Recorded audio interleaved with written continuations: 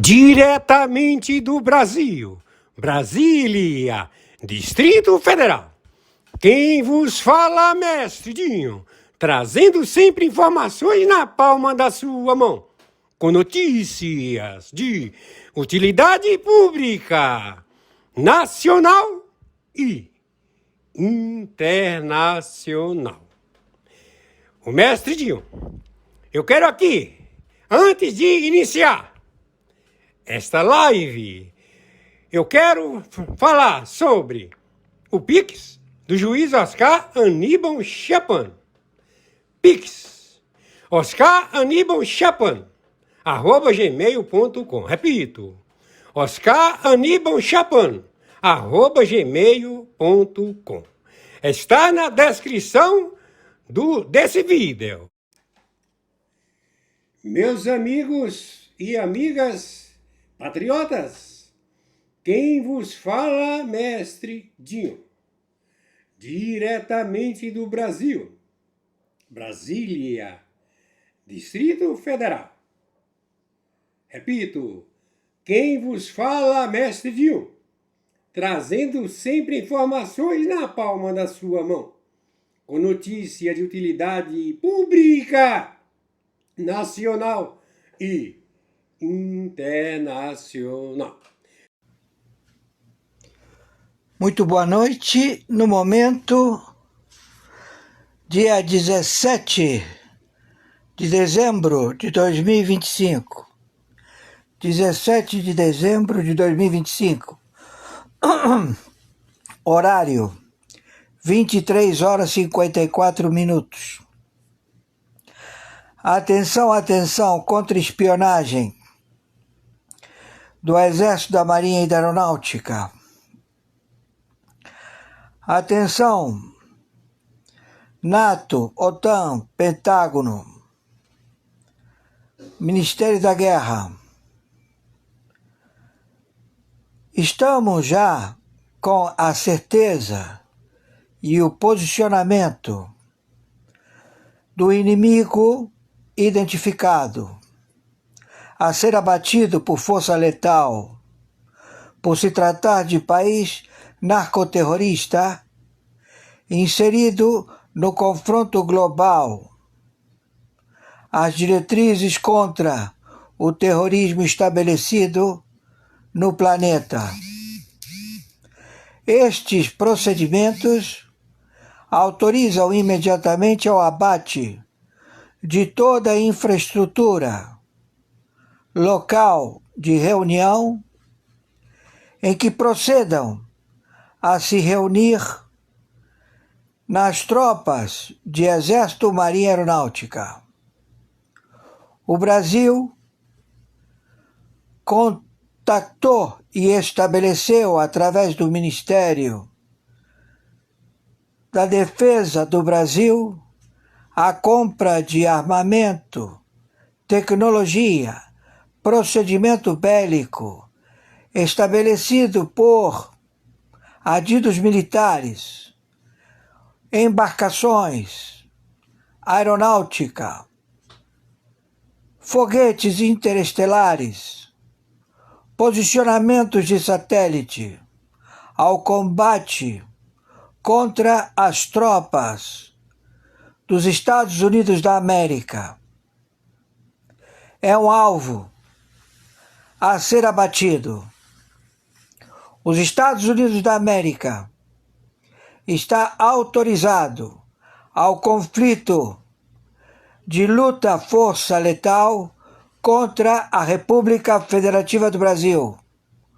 O seu Exército, a Marinha e a Aeronáutica, através do Ministro da Guerra, estabeleceram ordens sem limites de armamentos, posicionamentos e contingente estrangeiro a estabelecer o confronto global China, Brasil, Rússia, estabelecidos em 17 países do narcotráfico no continente de Sul-América. Isto tudo começa hoje, dia 18 de dezembro de 2025, 0 hora. Será o confronto estabelecido através de bombardeios a unidades do Exército da Marinha e da Aeronáutica do Brasil, como o QG do Exército, onde se reúne o generalato. Também ao Distrito de Brasília, Planalto Central, onde se encontra a sede de governo. Também o arcabouço de medidas opressivas e imorais, desvirtuada a lei Loman jurisdicional, através de medidas opressivas e imorais contra os direitos humanos da humanidade, o extermínio da população, estabelecidos para as crianças, os adolescentes, os bebês, todos sendo envenenados por este falsa identidade que se faz chamar Luiz Inácio Lula da Silva, Alckmin, e todos os seus ministros de governo serão abatidos onde forem localizados. São inimigos da raça humana, serão exterminados. São terroristas, no mesmo grau estabelecido a membresia da Venezuela.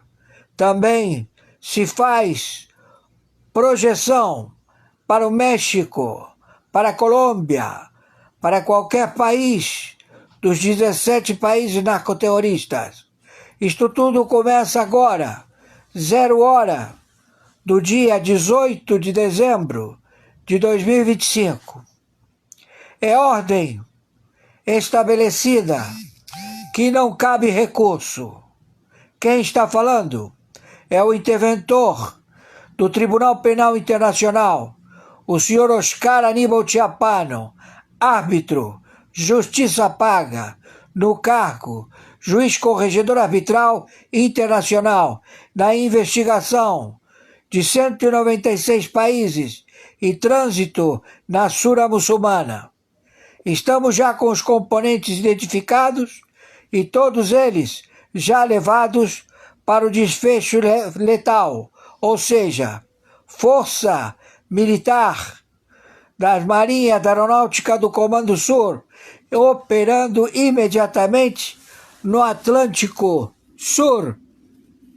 Em comprovação de dolo, não devemos, em momento algum, estabelecer que prospere a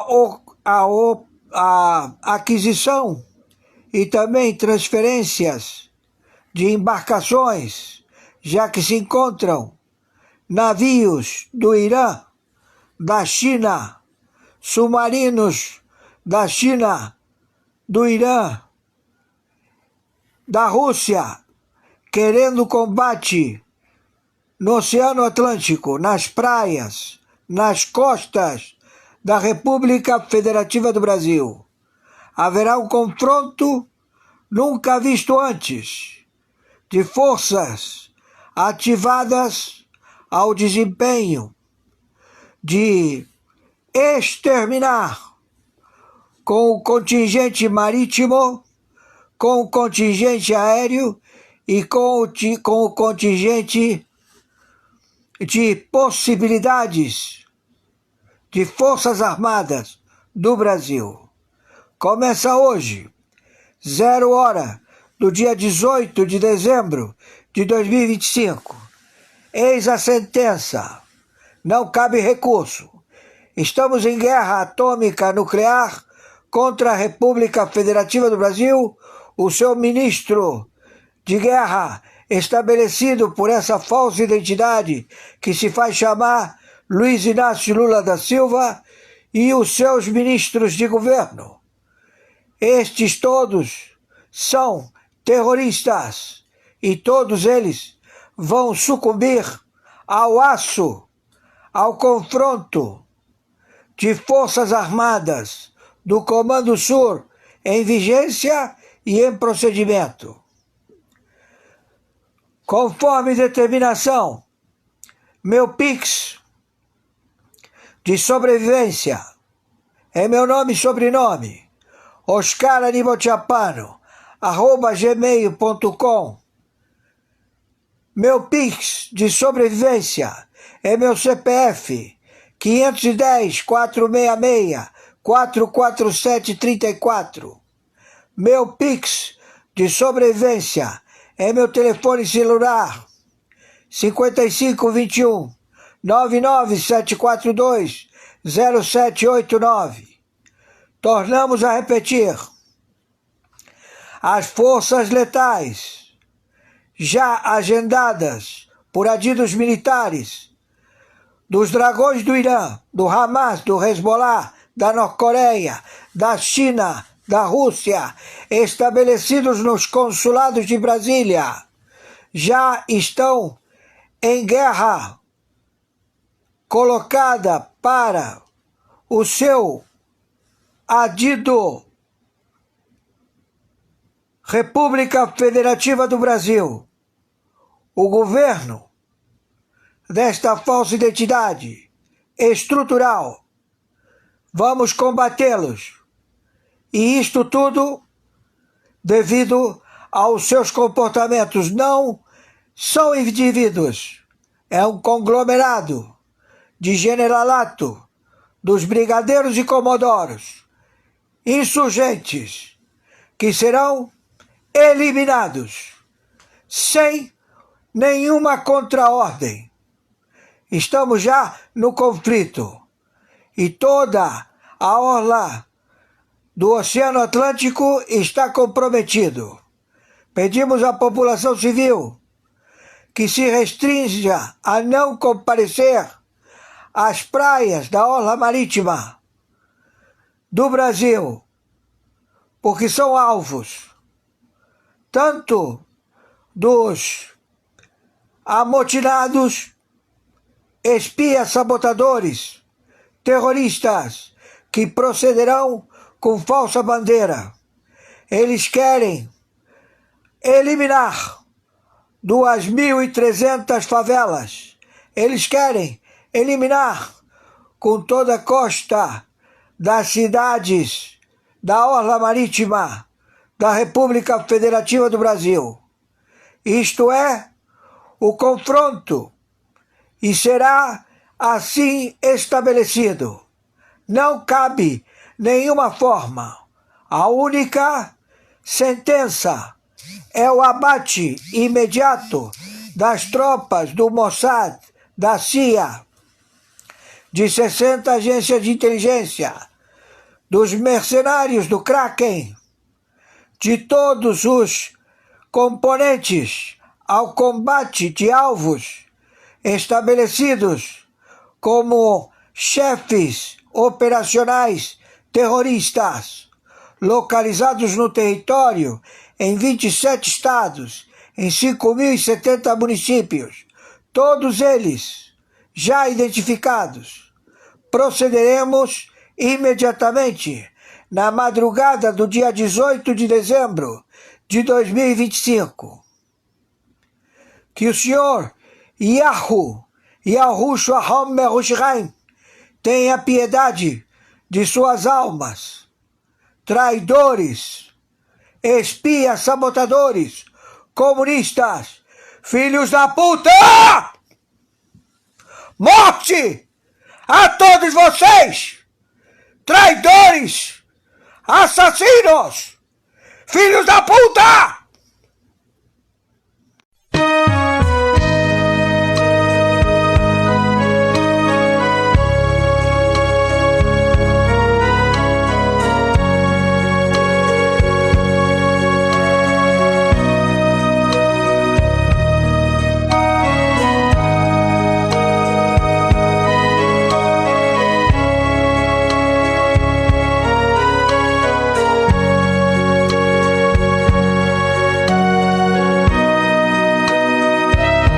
Espírito Santo, o Consolador, te sustenta consola o povo de Deus.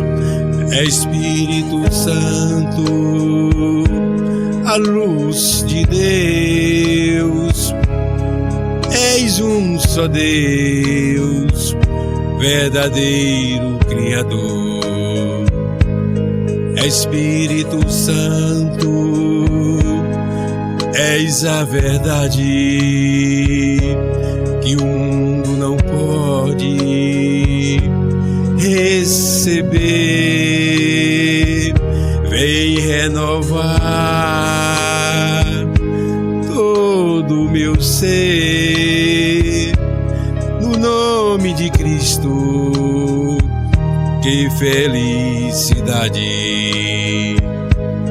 Espírito Santo, vem me envolver. Quero erguer teu altar em meu coração. Dai-me tua direção e teu saber, pois o meu desejo é melhor te conhecer.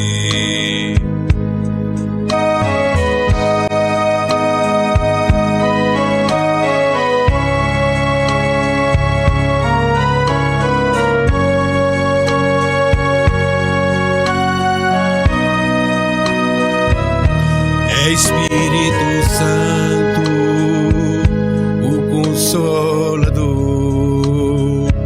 que sustenta e consola o povo de Deus.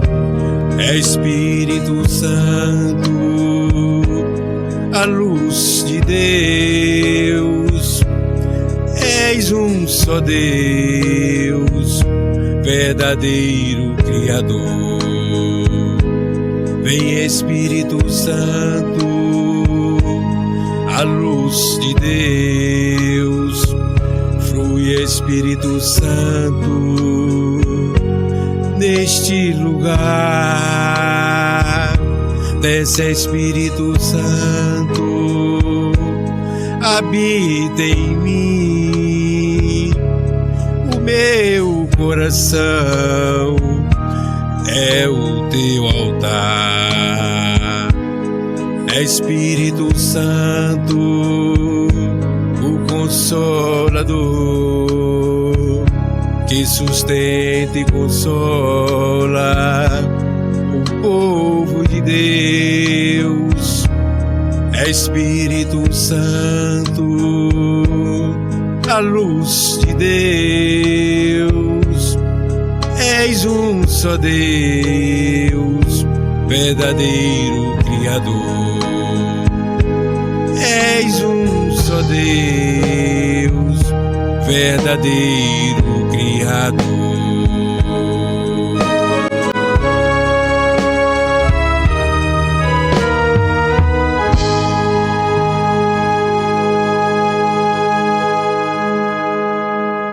...13:47 AM Texas. Un oficial de aduanas está muerto. Un director de la CIA está expuesto. Un embajador explota su inmunidad. 40 envíos secretos. Millones lavados a través de sombras offshore. Esta es la violación más grave de la soberanía estadounidense en la historia moderna, exponiendo el crimen desde dentro del gobierno. Y ese mismo día también firmé una orden dirigiendo la creación del Grupo de Trabajo de Seguridad Nacional para reunir a todos los socios federales, estatales y locales para lograr el objetivo de política nacional de eliminar la presencia de los cárteles en América de una vez por todas. Todo comenzó en Texas, con una inspección rutinaria. Evan Marshall tenía 31 años, un oficial federal de aduanas de bajo nivel, saludable, activo, sin historial médico. Durante un turno nocturno, notó algo mal con un envío diplomático mexicano. El papeleo parecía limpio, pero el peso era demasiado alto. Evan solicitó una segunda inspección. En minutos, 2 supervisores senior llegaron. Ambos parecían tensos, no hicieron preguntas, dieron una orden: retírate, este envío está protegido bajo reglas diplomáticas. Evan obedeció, pero no olvidó. Antes de terminar su turno, presentó un informe interno, confiando en que el sistema lo manejaría. 3 semanas después, Evan Marshall fue encontrado muerto en su apartamento. La causa oficial, paro cardíaco repentino. Ninguna autopsia solicitada, ninguna investigación abierta. Un hombre joven y saludable se había ido, y el informe que escribió desapareció silenciosamente. Si crees que Evan Marshall no murió naturalmente, comenta investigar abajo. El informe que Evan presentó no desapareció completamente. Llegó al agente especial Mark Ellison, un analista veterano del FBI conocido por ver patrones que otros pasaban por alto. Lo que le alarmó no fue el envío en sí, sino el nombre adjunto: Jonathan P. Reeves, exdirector de la CIA, un hombre al que alguna vez se le confiaron los secretos más profundos de América. Ellison solicitó vigilancia. Lo que siguió fue perturbador. Visitantes inusuales, grandes movimientos de efectivo, puertas reforzadas, seguridad privada armada rotando en turnos. El liderazgo del FBI actuó rápido. Un juez federal aprobó una orden de allanamiento sin previo aviso. Al amanecer, los agentes rodearon la residencia de Reeves en Texas. Cuando se acercaron a la puerta, estalló fuego automático. Reeves había contratado mercenarios, entrenados, armados y listos para matar. Un vecindario tranquilo se convirtió en un campo de batalla. Las granadas de luz explotaron, los escudos recibieron los primeros impactos, los agentes avanzaron con fuego controlado. El tiroteo duró casi 10 minutos. Adentro, Reeves fue atrapado quemando documentos. El registro que siguió fue peor que el tiroteo. Debajo de las tablas del piso, 20 kilos de fentanilo y heroína. En el sótano, rifles de grado militar, números de serie removidos. Dentro de una caja fuerte de acero, $18 millones en efectivo y oro.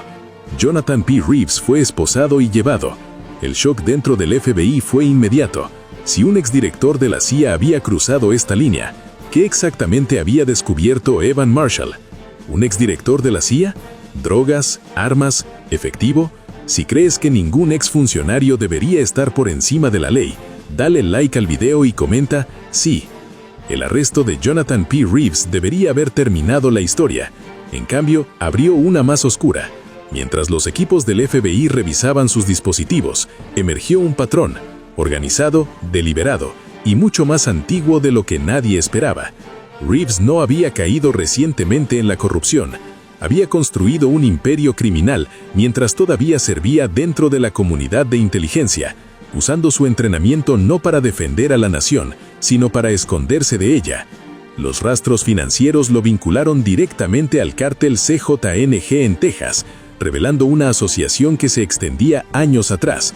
Él proporcionaba estrategia, ellos proporcionaban mano de obra, y juntos se expandieron a campos mucho más brutales que los narcóticos: tráfico humano, extracción de órganos y envíos ilegales de armas cruzando líneas estatales e internacionales.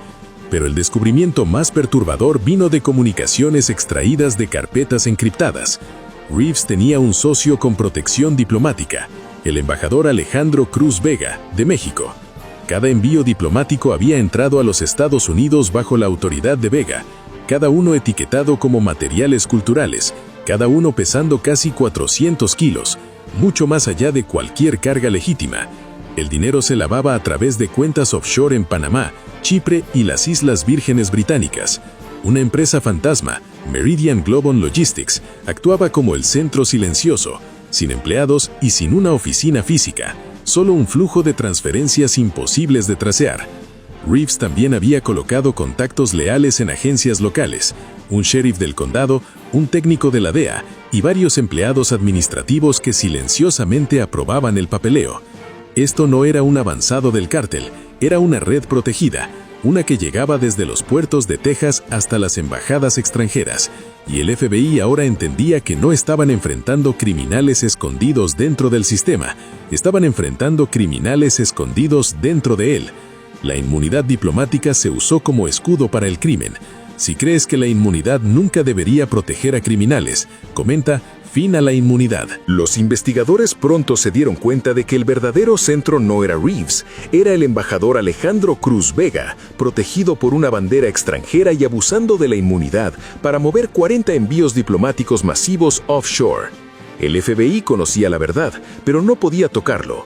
La diplomacia se había convertido en un escudo para criminales. Una decisión tenía que tomarse al más alto nivel. En una reunión clasificada, las agencias federales presentaron sus hallazgos. La evidencia era abrumadora, el peligro era inmediato y por primera vez en la historia moderna de Estados Unidos, el gobierno acordó hacer lo impensable: revocar la inmunidad diplomática antes de una operación. El reloj se movió rápidamente después de eso. A las 3:47 a.m., bajo el manto de la oscuridad, equipos tácticos del FBI y una unidad de respuesta rápida de Marines se desplegaron alrededor del complejo diplomático mexicano. Los Marines formaron el anillo exterior, silenciosos, disciplinados, bloqueando cada salida. Los agentes del FBI avanzaron hacia la entrada principal con equipo de penetración, ópticas de visión nocturna y órdenes selladas sin precedentes en alcance. El asalto comenzó con un estruendo ensordecedor. Una carga de penetración destrozó la entrada reforzada, enviando polvo rodando por el patio. Los Marines entraron con precisión, asegurando el perímetro mientras los agentes del FBI irrumpían en el interior de la embajada. El tiroteo estalló instantáneamente. Adentro, contratistas privados contratados por Vega, fuertemente armados, entrenados para el conflicto, abrieron fuego desde posiciones elevadas. Las balas rebotaban en las paredes de mármol. Las granadas de luz estallaban como relámpagos blancos. Los agentes avanzaron en formación cerrada, los escudos absorbiendo los primeros disparos mientras empujaban más profundo por corredores estrechos. La lucha duró minutos, pero se sintió más larga. Habitación por habitación, piso por piso, los agentes despejaron el complejo. Encontraron puertas atrincheradas, discos duros destruidos y estaciones de trabajo abandonadas apresuradamente. Abajo, una puerta de acero reforzada custodiaba el sótano. Una segunda carga la destrozó. Lo que esperaba abajo era peor que cualquier tiroteo. Filas de neveras médicas, cada una marcada con etiquetas de transporte médico, fueron catalogadas y abiertas bajo estricto protocolo forense. Adentro había órganos humanos, riñones, hígados, córneas preservados para tránsito rápido. La documentación recuperada de un escritorio cercano rastreó el destino de cada envío. Clínicas ilegales en Sudamérica, compradores privados en Europa y redes clandestinas operando lejos de la supervisión. Era organizado, rentable e impactantemente rutinario. Luego vinieron los narcóticos, máquinas de prensado de grado industrial, sistemas de ventilación disfrazados como equipo de mantenimiento y tambores químicos llenos de materiales precursores. Las cantidades confiscadas, fentanilo, metanfetamina y heroína, eran suficientes para abastecer las rutas de distribución del cártel por meses. Los agentes se dieron cuenta de que no estaban mirando una operación temporal. Este era un centro de producción completamente funcional, construido en el único lugar que ninguna agencia federal tenía que inspeccionar. Pero los descubrimientos se extendieron mucho más allá de las paredes de la embajada. Las raídas simultáneas en Texas revelaron las capas exteriores de la estructura que Reeves y el embajador Vega habían construido. En una instalación de almacenamiento rural, los agentes encontraron manifiestos de envío que machaban con envíos diplomáticos, cada uno cuidadosamente codificado para disfrazar los contenidos. En un almacén suburbano, localizaron carpetas llenas de registros de empleo de individuos traficados a través de la frontera, muchos de los cuales habían desaparecido poco después de llegar.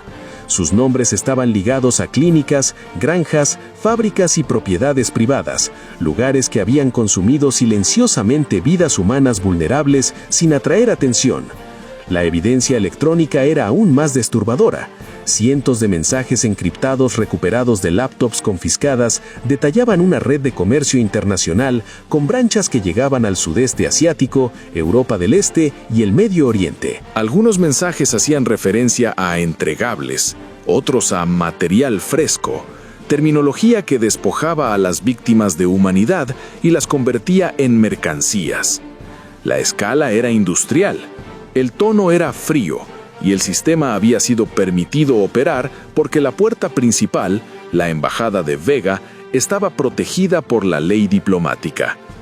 El análisis financiero descubrió la arquitectura que mantenía esta máquina funcionando. El dinero se movía a través de capas de entidades offshore, Panamá, Chipre, las Islas Vírgenes Británicas, antes de reaparecer en los Estados Unidos como bienes raíces, honorarios de consultoría y contratos de seguridad. En el centro estaba Meridian Global Logistics, una empresa sin nómina, sin almacén, sin empleados. Existía solo para enrutar millones de dólares entre socios criminales que creían que eran intocables. Lo que más impactó a los investigadores no fue la complejidad, sino la simplicidad. La red prosperaba porque todos creían que la inmunidad diplomática era impenetrable. Con Vega bajo custodia y Reeves ya tras las rejas, la estructura estaba colapsando. Pero el daño que había infligido a las comunidades, a las familias, a la confianza en el sistema, apenas comenzaba a entenderse. Esto no fue solo crimen, fue infiltración, fue corrosión, y las consecuencias estaban lejos de terminar. A medida que la evidencia continuaba desenvolviéndose, el FBI se dio cuenta de que la red criminal no era solo una operación sofisticada, era una herida que había estado sangrando en las comunidades estadounidenses durante años. Lo que los investigadores descubrieron fue mucho más allá de las drogas, el dinero o los funcionarios corruptos. Expuso una erosión silenciosa de la seguridad que las familias de Texas habían sentido mucho antes de que nadie entendiera por qué. Las primeras señales aparecieron en los informes de médicos forenses. Casos marcados como causas naturales de repente tomaron nuevo significado cuando se combinaron con las comunicaciones encriptadas de Reeves. Trabajadores jóvenes, inmigrantes recientes y residentes de bajos ingresos habían muerto sin explicación. Muertes descartadas como insuficiencia cardíaca, deshidratación o accidentes laborales. Sin embargo, sus nombres aparecían repetidamente en documentos confiscados vinculados a rutas de tráfico y listas de suministro de órganos. No eran pérdidas aleatorias, eran bajas de una economía oculta que trataba la vida humana como inventario. Las comunidades cerca de los pueblos fronterizos habían reportado durante mucho tiempo desapariciones crecientes, particularmente entre grupos vulnerables. Los padres describían niños que cruzaban la frontera buscando oportunidad y nunca llamaban a casa de nuevo. Los refugios notaban residentes desaparecidos que se habían ido con reclutadores de trabajo prometiendo dinero rápido. Durante años, estos informes fueron manejados por separado. La policía local presentando avisos de personas desaparecidas, las ONGs asumiendo tráfico humano, los departamentos de salud notando muertes inexplicables. Solo ahora, con la evidencia mapeada, el FBI vio el panorama completo. La red se alimentaba de los miembros más indefensos de la sociedad. En los vecindarios suburbanos, las consecuencias tomaron una forma diferente. Las drogas sintéticas producidas dentro de la embajada de Vega habían inundado pueblos sin presencia previa del cártel. Las admisiones hospitalarias por sobredosis de fentanilo habían aumentado silenciosamente. Los centros de tratamiento veían pacientes más jóvenes. Los oficiales de recursos escolares reportaban narcóticos mucho más potentes que cualquier cosa que circulara previamente. Lo que parecía una amplia tendencia nacional de drogas era de hecho el resultado de una cadena de suministro diseñada desde dentro de paredes diplomáticas. Incluso las agencias de aplicación de la ley habían sido comprometidas. En entrevistas realizadas después de las redadas, varios oficiales admitieron que habían dejado de presentar informes sospechosos porque nunca pasaba nada después. Otros confesaron que confiaban en la reputación de Reeves, creyendo que un exdirector de la CIA no podía posiblemente estar involucrado en irregularidades. Esta confianza mal depositada permitió que condados enteros fueran manipulados, que las inspecciones fueran evadidas y que las víctimas fueran movidas sin que nadie conectara los puntos. Más allá del daño físico, el costo emocional fue profundo. Líderes comunitarios hablaban de vecindarios viviendo con una sensación de inquietud, familias cerrando puertas más temprano, padres advirtiendo a los adolescentes que no tomaran turnos nocturnos, residentes temerosos de reportar actividad extraña cerca de almacenes o propiedades rurales. Lo que temían no era solo el crimen, era la creciente sospecha de que el sistema, destinado a protegerlos, había fallado. Las comunidades religiosas, los grupos de inmigrantes y las organizaciones sin fines de lucro llenaron el vacío, ofreciendo el apoyo que podían, pero ellos también sintieron el peso de la traición. Muchos habían confiado en programas patrocinados por la embajada y entrecambios culturales, sin saber que algunos estaban siendo usados como frentes para enmascarar movimientos ilícitos. La comprensión más dolorosa llegó cuando los investigadores revisaron la línea del tiempo. Esta red había estado operando desde hace casi una década. Durante años, las comunidades habían vivido con tragedias inexplicables, sin saber que eran síntomas de una maquinaria oculta más grande dirigida por hombres poderosos protegidos por títulos, posiciones y ley internacional. El FBI ahora enfrentaba la verdad. Restaurar la seguridad requeriría más que arrestos, requeriría reconstruir la confianza. Una familia, un vecindario, una comunidad sacudida a la vez.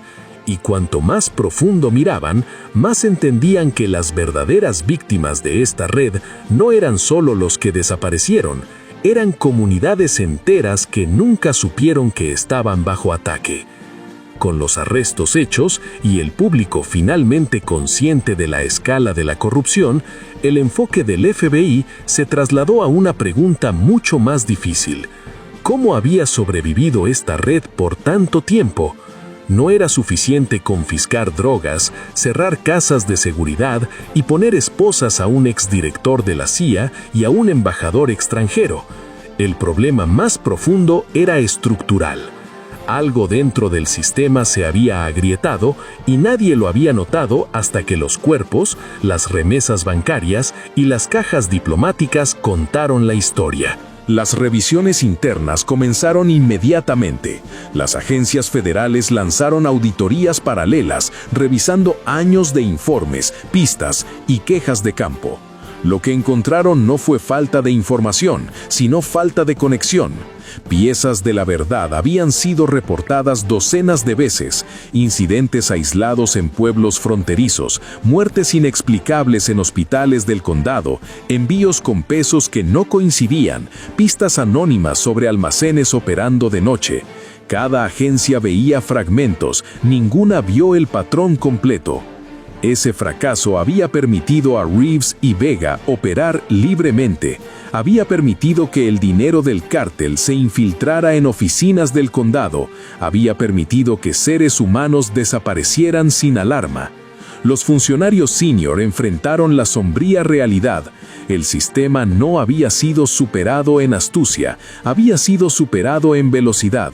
Los criminales se habían adaptado más rápido que las instituciones construidas para detenerlos.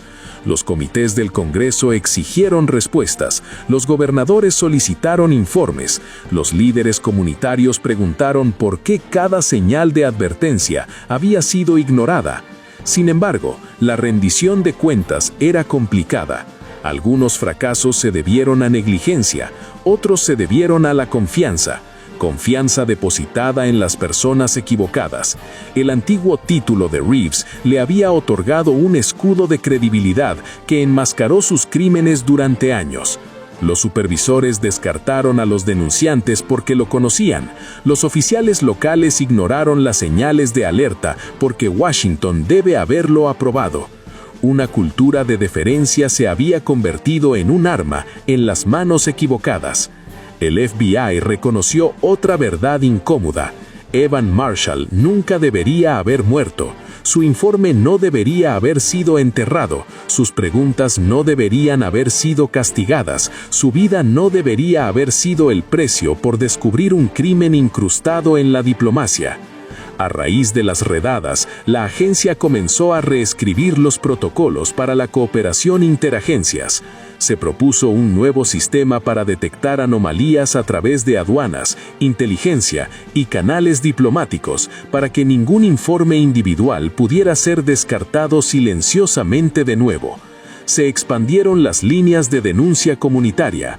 A los médicos forenses se les dieron nuevas pautas para identificar muertes vinculadas al tráfico y agentes químicos. Por primera vez, los envíos diplomáticos serían sometidos a auditorías de seguimiento de peso, incluso cuando los contenidos permanecían protegidos. Pero reconstruir la confianza requeriría más que nuevas reglas. Los ayuntamientos de Texas se llenaron de familias exigiendo seguridad. Ministros, maestros y propietarios de pequeños negocios hablaron del miedo. No miedo a los cárteles, sino miedo a que las instituciones hubieran sido demasiado ciegas, demasiado lentas o demasiado dispuestas a mirar para otro lado. Algunos preguntaron si existían redes similares en otros lugares.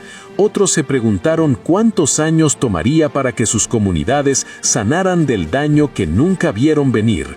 A través de todo, los investigadores mantuvieron su enfoque en los nombres aún sin resolver, archivos etiquetados como pendientes, cuentas bancarias aún activas, asociados que habían huido antes de las redadas.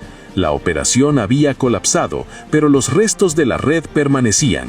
Y en salas de conferencias silenciosas mucho después de la medianoche, los agentes hacían la misma pregunta que el público.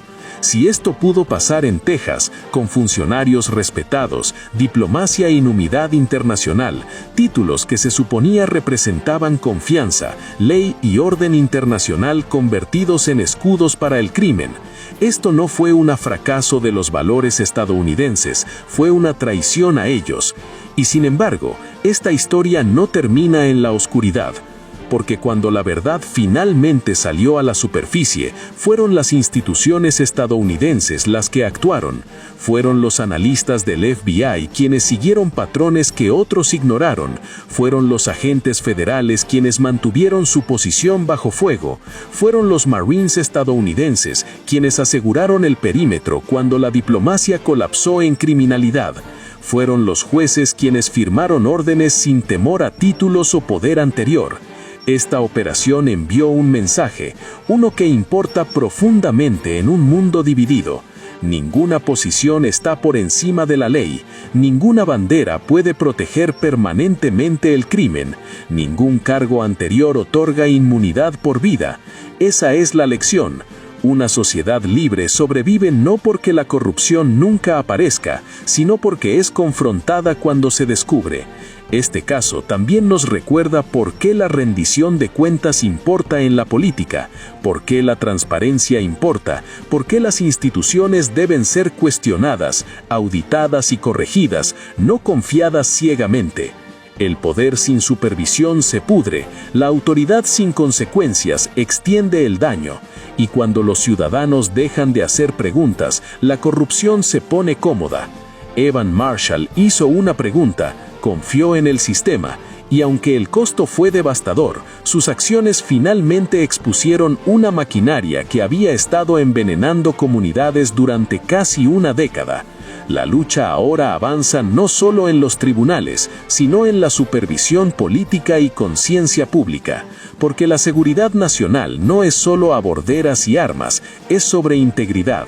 Y esa responsabilidad nos pertenece a todos.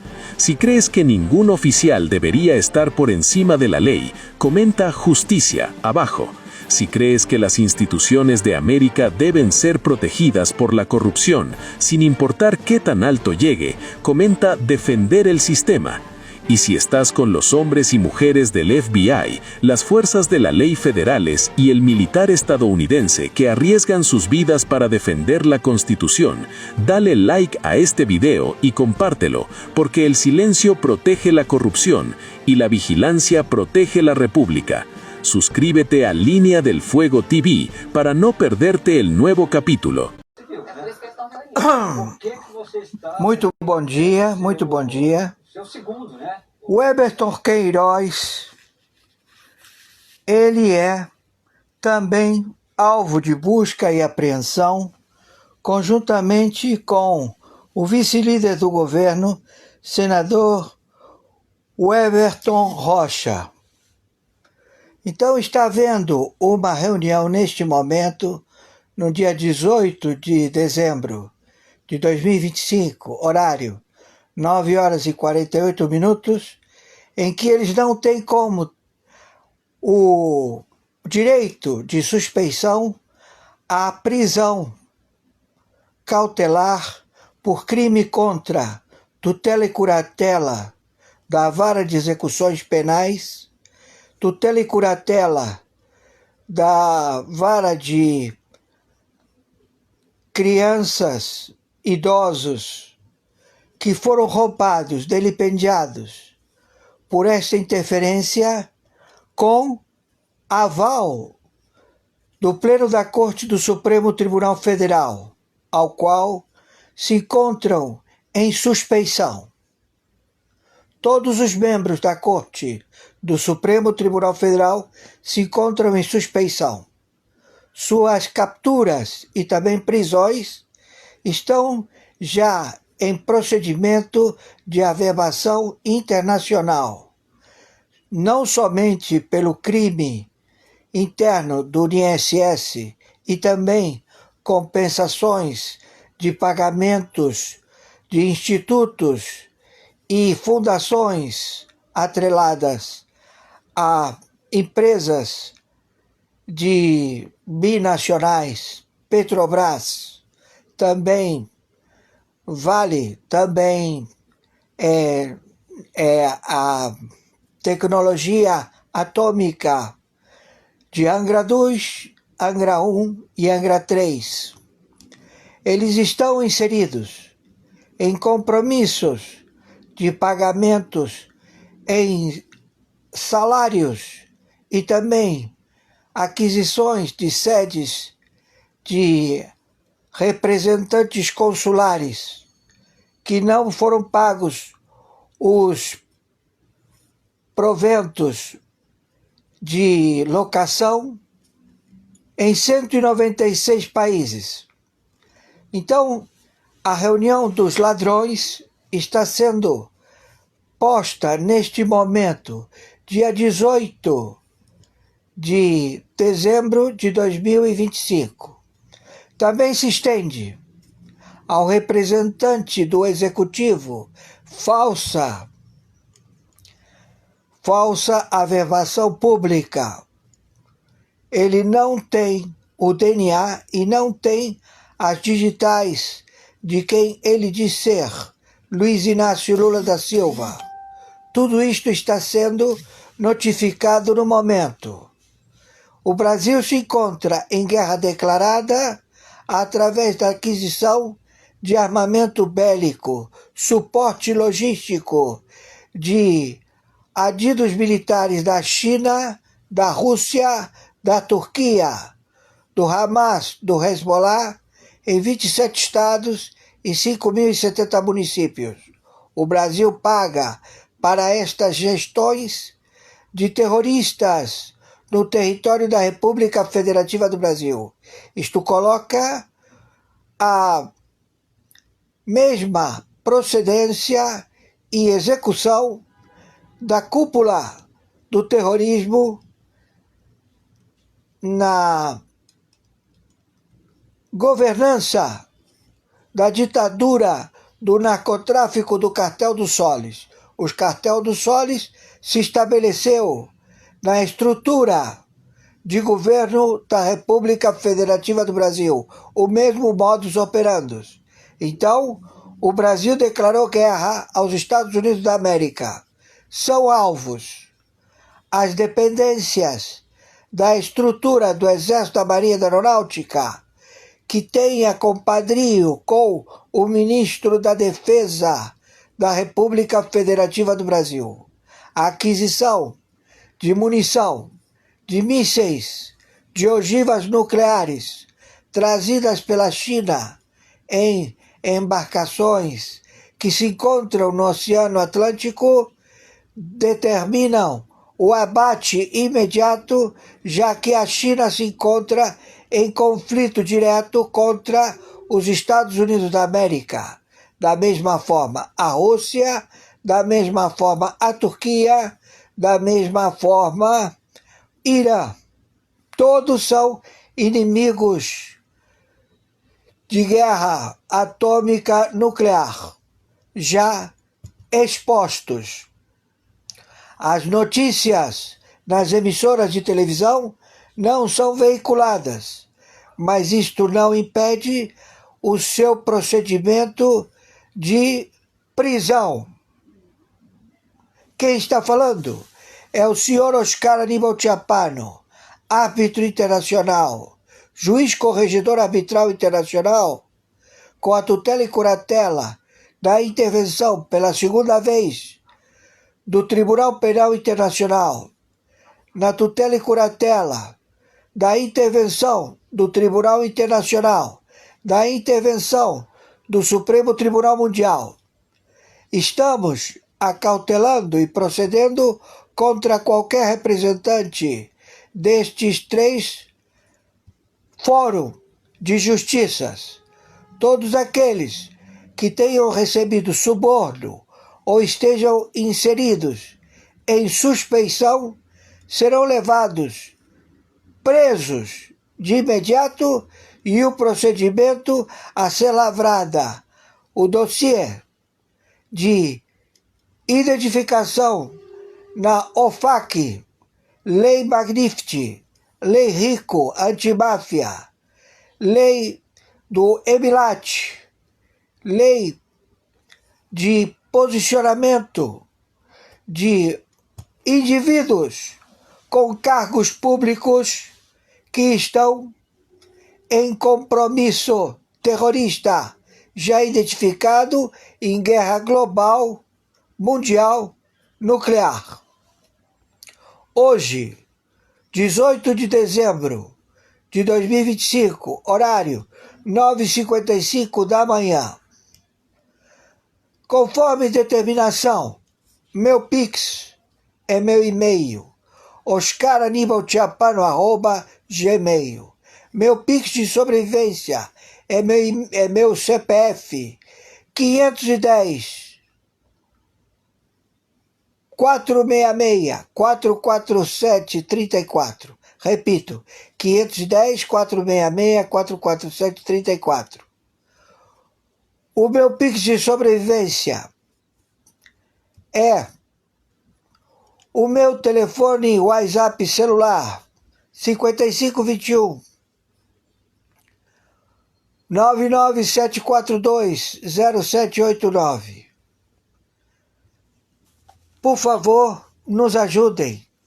Temos a metade do compromisso a ser pago. Faltam R$600. Atenção, atenção. Agradeço a todos os brasileiros que estão nos ajudando na sobrevivência da contenda que está sendo estabelecido no continente aqui da Sul-América.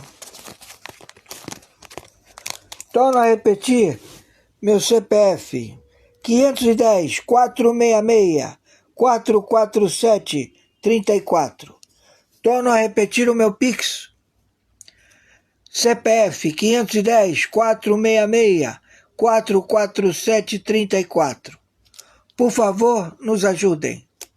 Estamos recebendo os procedimentos do Comando Sur a identificar navios sem transponder, ou seja, eles não estão sendo monitorados pela interferência de ondas de rádio de localização. Eles são navios que estão se deslocando sem informação, falsas bandeiras, são navios de guerra, também submarinos, da China, da Rússia, do Irã, que se encontram no Atlântico, também navios de petróleo, cargueiros, que eles são frotas blindadas de combate, lançadores de mísseis apontados para a República Federativa do Brasil, que eles querem tomar de assalto nas praias do Oceano Atlântico, que banham praias como no Rio de Janeiro, Copacabana, Leblon, Barra. Também no Nordeste, na ponta dos 9 estados, desde Bahia até o Caribe, todos já posicionados para a invasão do território da República Federativa do Brasil por China, Norte-Coreia, Turquia, Irã, Hamas, Hezbollah, soldados do exército dos cachorros do Irã, que todos eles se encontram deslocados ao combate e estão camuflados em embarcações sem bandeira. Eles são navios fantasmas. Mais de 670 mil navios de grande porte e pequeno porte, todos eles em direção às costas do Atlântico, estão sendo monitorados por satélites posicionados em tempo virtual.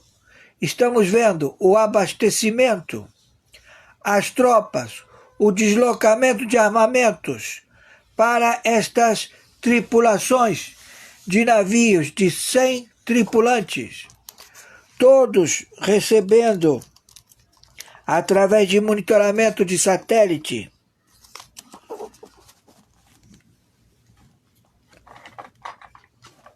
armas automáticas, RPGs.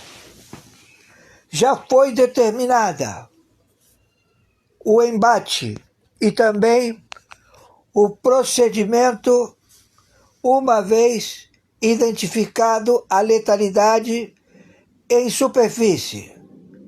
Qualquer situação levará imediatamente ao confronto no Atlântico. Estão se deslocando também das costas da África, em portos da China, que fazem a fábrica de navios na África. Navios da China estão sendo fabricados na África. Navios de contenedores de transporte de petróleo estão sendo todos eles blindados para o confronto de guerra atômica nuclear. Eles vêm para tomar a República Federativa do Brasil. Estamos já determinando os Kraken, a CIA, o Mossad, imediatamente a detenção, ao combate mortal, força letal, consulados, China, Rússia, Irã, Norte-Coreia, situados em Brasília. Brasília será invadida de imediato. Hoje, 18 de dezembro de 2025, horário 10h02. Quem está falando é o interventor arbitral internacional, juiz corregedor, na investigação de 196 países, do primeiro, segundo e terceiro escalão, estrutura de governo, todas elas prejudicadas por funcionários públicos, terroristas, narcotraficantes, líderes de crime organizado mundial, no transporte de fentanil e de várias drogas que são consideradas de letal proceder no planeta. Estão matando cidadãos no planeta. Então já tem ordem imediata de combate, de extermínio destes fascínoras. São terroristas. Com terroristas não há o que negociar. Não se negocia com terrorista. A falsa identidade de Luiz Inácio Lula da Silva são 4 bonecos, 4, já identificados. Onde forem encontrados, serão executados. Não cabe nenhum tipo de diálogo nem recurso. Da mesma forma, do seu vice de nome Alckmin, vice-presidente que ocupa em usurpação, foi colocado pelo Biden. O Biden já esclarece que procedeu à manipulação das urnas eletrônicas na última votação do Bolsonaro com Lula. O senhor Bolsonaro foi prejudicado com urnas, com chips, já todos identificados. O fornecedor destas urnas é da Venezuela e todos eles tinham chips. O Barroso já também esclareceu este procedimento. Todos se encontram já na Lei Magnificat e todos estão com os vistos suspensos. Não há nenhum tipo de conversar. Todos eles, onde forem encontrados, serão abatidos por se tratar de terroristas. Terroristas. Eles cometeram crimes intrafronteiras, ou seja, o crime deles se perpetuou por 56 bancos centrais no planeta. 56. Além de bancos domésticos, todos já identificados, e todos serão abatidos. Hoje, dia 18 de dezembro de 2025, horário 10 horas da manhã, 5 minutos. Por favor, viralize isto. O ministro do Exército, ele fez contrato de aquisição de bombas, de mísseis, de escudos, de porta-aviões da Marinha, do Exército e da Aeronáutica, da China, da Norte-Coreia, da Turquia, do Hamas, do Hezbollah, do Irã. Todos estes se prontificaram e se estabeleceram na Venezuela, no México, na Colômbia, no Peru, no Equador, na Bolívia, no Uruguai, alguns já identificados no Paraguai. Todos eles estão evadindo para colocar cabeças de fronteiras. O combate já se iniciou. Há já confronto em fronteiras secas da República Federativa do Brasil. Estamos informando. Atenção, Exército, Marinha, Aeronáutica do Brasil. A membresia do generalato se encontra comprometido. Temos que proceder de imediato, porque está havendo um posicionamento letal.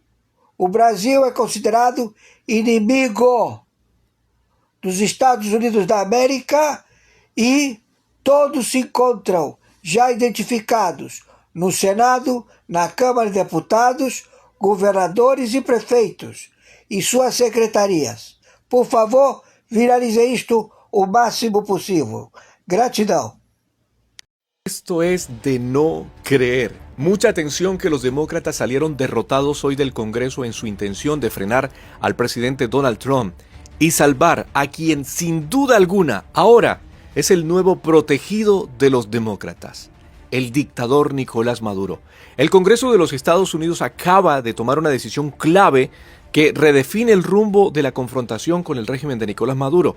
Este martes la Cámara de Representantes rechazó las 2 resoluciones impulsadas por los demócratas que buscaban limitar los poderes del presidente Donald Trump en el uso de la fuerza militar contra el régimen de Maduro. Una votación que deja intacta la autoridad del Ejecutivo para actuar sin una autorización explícita del Congreso. Ambas iniciativas fueron derrotadas. Una cayó 216 contra 210 y la otra 213 contra 211. La votación se dio casi por completo en líneas partidistas, con la mayoría republicana respaldando al presidente Trump y rechazando cualquier intento de atarle las manos en materia de seguridad nacional. Parece una película de ciencia ficción. Pero es totalmente cierto. Demócratas desesperados por salvar a Maduro y su régimen narcoterrorista. Lo estamos viviendo, es historia pura. ¿Ustedes qué opinan? Terrible. Ahí les va. Então, galera, até para você ser um baita de um cretino, você tem que ter um mínimo de coerência. Hoje foi preso o número 2 da Previdência do Lula, o senhor Adroaldo Portal. Pois é, esse cara aqui. E depois da operação de hoje sobre o assalto a aposentados do INSS, que também atingiu o vice-líder do governo lá no Senado, esse cara aqui, o Weverton, do PDT, o governo Lula tá dizendo que, oh meu Deus, essas operações só estão acontecendo porque nós, do governo Lula, permitimos que acontecesse, porque nós queremos investigar os bandidos, nós queremos que essas pessoas sejam presas. O seu Adroaldo Portal só foi preso porque o governo assim permitiu. Sabe, os caras estão totalmente contra a corrupção. Só que não. E eu tô te falando isso porque no dia 4 de dezembro, agora, recentemente, foi apresentado um requerimento do Marcel Van Hatten para convocar justamente o senhor Adroaldo Portal. Só que esse requerimento foi rejeitado. E por que ele foi rejeitado? Porque a galera do PT, da base governista lá na CPMI, não quis. Não precisa acreditar em mim, é só você dar uma olhadinha. Olha o nome da galera: Elisiane Gama, José Lacerda, Chico Rodrigues, Augusto Brito, Leila Barros, aí tem o Kleber, o Orlando, o Ricardo Aires, mas peraí que continua. Randolfo Rodrigues, Jussara Lima, o Paulo Pimenta, o Zé Alencar, o Rogério Correia, todo mundo do PT. Essa galera simplesmente votou para que na CPMI do INSS, que investigou o roubo de aposentados, o senhor Adroaldo não fosse sequer convocado. E presta atenção que piora, porque essa mesma ala governista impediu que o Lulinha fosse convocado. Votaram para não mexa no baby do Lula. A CPMI, na verdade a ala governista, teve coragem de negar a quebra de sigilo das passagens de avião que comprovariam que o Lulinha e o careca do INSS viajaram no mesmo voo para Portugal. Falaram que não tem indício de nada, que bobagem isso aí, não vamos deixar. Mas, de qualquer forma, o sigilo foi quebrado e adivinha, eles estavam lá no mesmo voo de primeira classe rumo a Portugal. E agora piora, porque foram encontradas mensagens onde dizia que o careca do INSS mandou 1,1 milhão para amiga do Lulinha. E ele mandou o seguinte recado: esse dinheiro aí é pro filho do rapaz. 1,1 milhão pro filho do rapaz. Quem que vocês acham que é o rapaz? E galera, aqui nós estamos falando de um rombo bilionário de aposentados. Só imagina se fosse um dos filhos do Bolsonaro. Com certeza seria uma mistura de fim de ano com fim do mundo. Pode ser que a mídia não te conte essas coisas, mas é isso que tá rolando. E informação é o tipo de coisa que nenhum regime pode tirar de você. Plantão urgente entra às pressas. Corre agora, pegue a pipoca, sente-se e aperte o cinto de seguranças, porque o que trago agora é bombástico. Moraes levou a pior. Trump fez jogada de mestre e dá checkmate final em Lula e Moraes. Atenção total, porque o que está vindo à tona agora não é notícia comum, não é rotina de Brasília e muito menos coincidência. O clima é de alerta, bastidores em ebulição e um silêncio estranho de quem, até pouco tempo, falava demais. Nos corredores do poder, a sensação é de que algo grande está sendo empurrado para debaixo do tapete, enquanto a narrativa oficial tenta manter a aparência de normalidade. Mas quem acompanha a política de verdade sabe, quando o sistema fala menos é porque está com medo de falar demais. Nas últimas horas, voltaram ao centro do debate relatos e análises envolvendo o senador Marcos Duval, conexões internacionais, pressões externas e um tabuleiro que liga diretamente Brasília a Washington. Não se trata aqui de aceitar tudo como verdade absoluta, mas de observar um conjunto de movimentos, sinais e reações que, somados, desenham um cenário extremamente delicado para o governo Lula e para o STF. O que chama a atenção não é apenas o conteúdo das declarações, mas a reação ou a falta dela. Quando acusações são vazias, o sistema responde rápido. Quando há risco real, o silêncio costuma ser a estratégia. E é exatamente isso que estamos vendo agora. Nenhuma resposta firme, nenhuma coletiva clara, nenhuma explicação convincente. Apenas notas frias, ruído controlado e tentativa de empurrar o assunto para o esquecimento. Segundo análises apresentadas pelo senador e por interlocutores ligados a círculos internacionais, o Brasil estaria sob observação constante de órgãos e lideranças estrangeiras, especialmente após denúncias relacionadas à censura, perseguição política e desequilíbrio entre os poderes. Isso não significa intervenção direta, mas significa algo igualmente poderoso: vigilância, pressão e condicionamento diplomático. Na leitura conservadora que fazemos aqui no BR Notícias, o problema central não é externo, é interno. O governo Lula se colocou numa posição de dependência absoluta do STF para existir politicamente. E quando um governo depende de um tribunal para se manter, a democracia já está em risco. Essa relação promíscua cobra seu preço, principalmente quando decisões judiciais passam a ter impacto internacional. Não é segredo para ninguém que o STF, nos últimos anos, extrapolou suas atribuições constitucionais. Censura prévia, perseguição a parlamentares, jornalistas e cidadãos comuns, interferência direta no legislativo e no debate público. Tudo isso foi sendo normalizado dentro do Brasil, mas nunca foi completamente aceito fora dele. Democracias observam, investidores observam, governos observam. E aqui entra um ponto crucial. O governo Lula tenta se vender como defensor da democracia no exterior, enquanto internamente sustenta um modelo de repressão institucionalizada. Essa contradição não passa despercebida. Ela fragiliza o discurso, isola diplomaticamente e abre espaço para pressões silenciosas, porém extremamente eficazes. De acordo com relatos políticos, haveria um incômodo crescente nos Estados Unidos com a forma como o Brasil vem tratando liberdade de expressão, eleições e oposição política. Não se trata de direita ou esquerda, mas de regras mínimas do jogo democrático. Quando essas regras são rompidas, o custo aparece, ainda que de forma indireta. Outro ponto que não pode ser ignorado é o contexto eleitoral de 2026.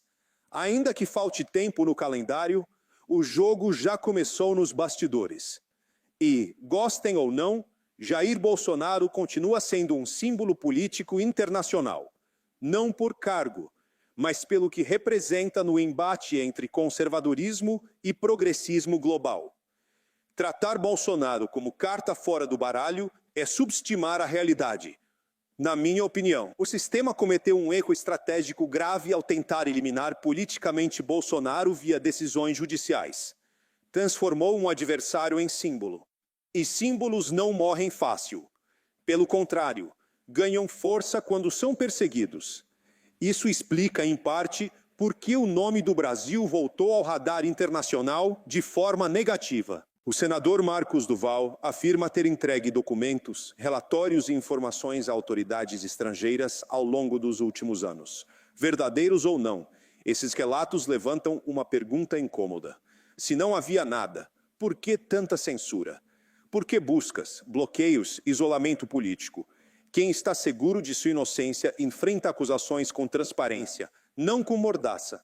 Enquanto isso, o Planalto tenta equilibrar pratos demais ao mesmo tempo. Relação com China, relação com regimes autoritários, discurso para o Ocidente, dependência do STF e uma economia que não reage como prometido. Esse malabarismo cobra preço, e quando o preço chega, chega de uma vez só. Nos bastidores, a avaliação é de que o governo Lula perdeu margem de manobra. Não governa plenamente, administra crises, não lidera, reage. E reage sempre tentando ganhar tempo, esperando que o assunto esfrie. Mas alguns temas não esfriam, eles fermentam. O STF, por sua vez, enfrenta um desgaste sem precedentes. Nunca se falou tanto em limites, impeachment, revisão de poderes. Mesmo que nada avance no curto prazo, o simples fato de o debate existir já é um sinal de fraqueza institucional. A autoridade que precisa se impor pela força já perdeu o respeito espontâneo. Este é o cenário do primeiro bloco: um sistema pressionado, um governo encurralado e uma narrativa oficial cada vez mais distante da percepção popular. No próximo bloco, vamos avançar ainda mais fundo. Cenários possíveis, consequências políticas e por que esse movimento pode redefinir o jogo até 2026. Fica comigo. Agora, vamos além da superfície e entrar no campo das consequências. Porque política não é feita só de fatos isolados, mas de acúmulo de erros, decisões mal calculadas e reações em cadeia. O que está em jogo agora não é um nome, um cargo ou uma polêmica do dia. É a estrutura de poder que foi construída à força nos últimos anos.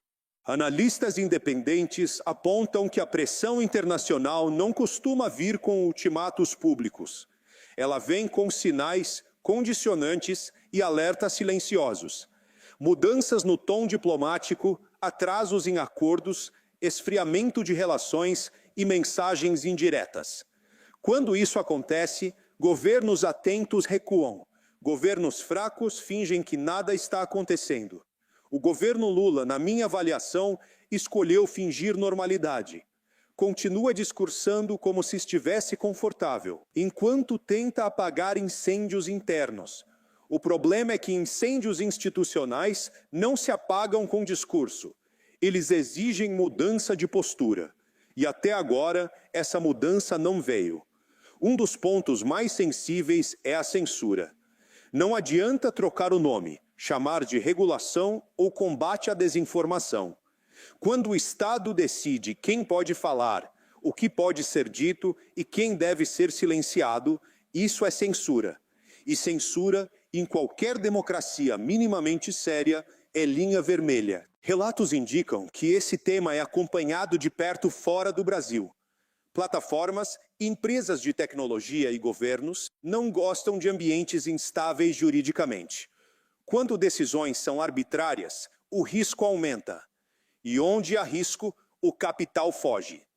Outro ponto delicado é a judicialização da política.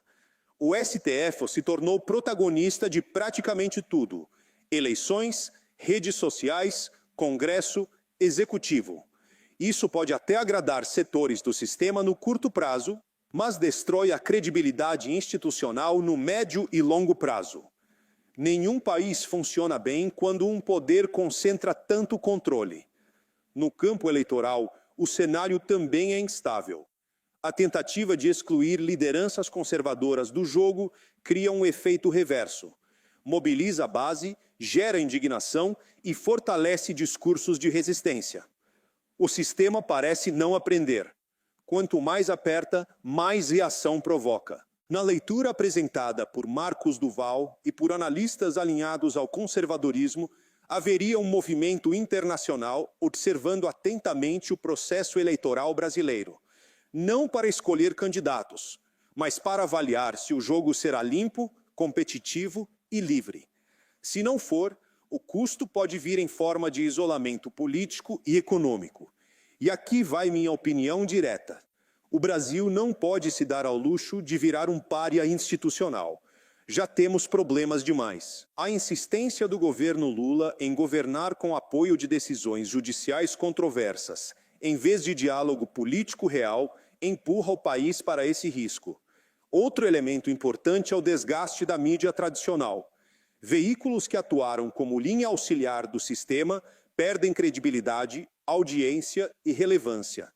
Isso abre espaço para canais independentes, como este, que fazem leitura crítica e não repetem manchete pronta. A informação descentralizada incomoda porque não pode ser controlada facilmente. O STF sabe disso. O governo sabe disso.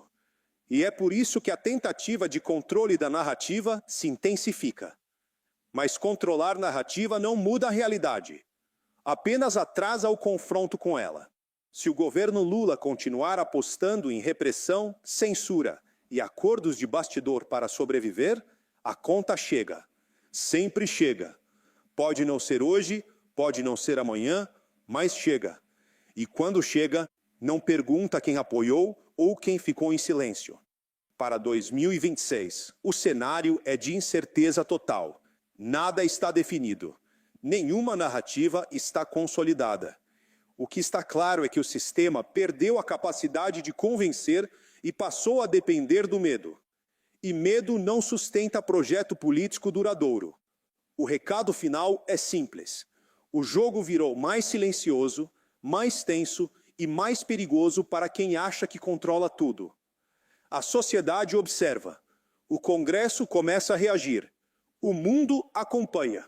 E a história mostra que sistemas fechados costumam ruir quando acreditam que são intocáveis. Se você quer continuar entendendo o que está por trás das manchetes, siga acompanhando o BR Notícias. Aqui a gente não se ajoelha para a narrativa pronta, não passa pano para abuso de poder e não tem medo de dizer o que precisa ser dito.